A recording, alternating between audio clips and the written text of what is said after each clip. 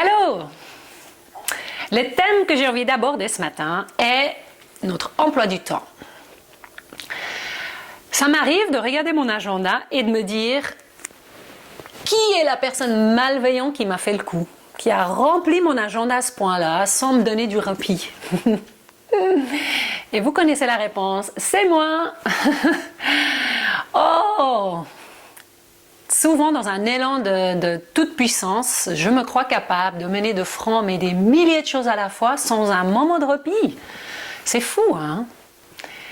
Et je crois qu'on est beaucoup comme ça, non? Franchement, je connais peu de femmes dans mon entourage qui ont le temps.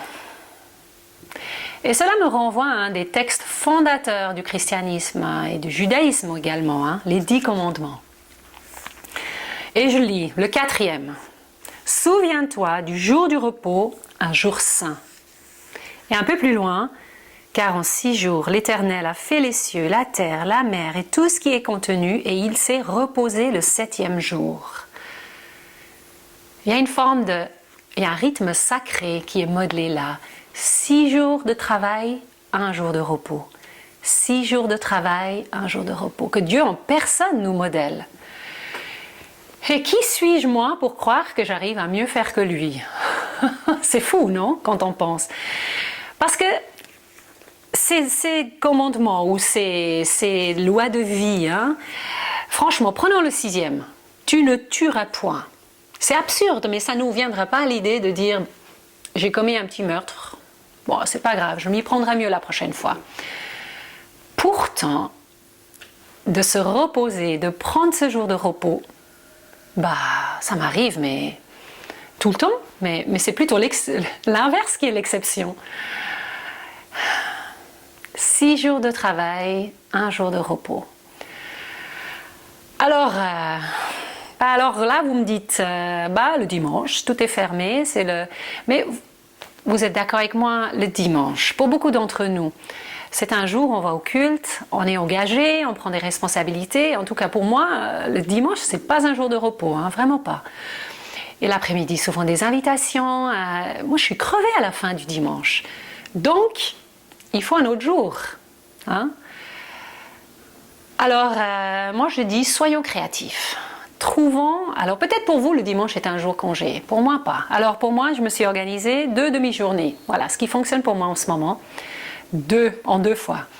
Et j'ai une amie même, elle fait 1 fois par mois. Suivant la saison de vie dans laquelle on se trouve, peut-être 1 fois par mois, un week-end prolongé. En tout cas, ce qui est sûr, ce n'est pas les autres qui vont me l'offrir.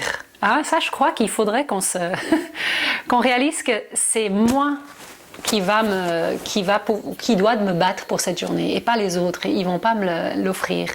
Et ça demande souvent des sacrifices.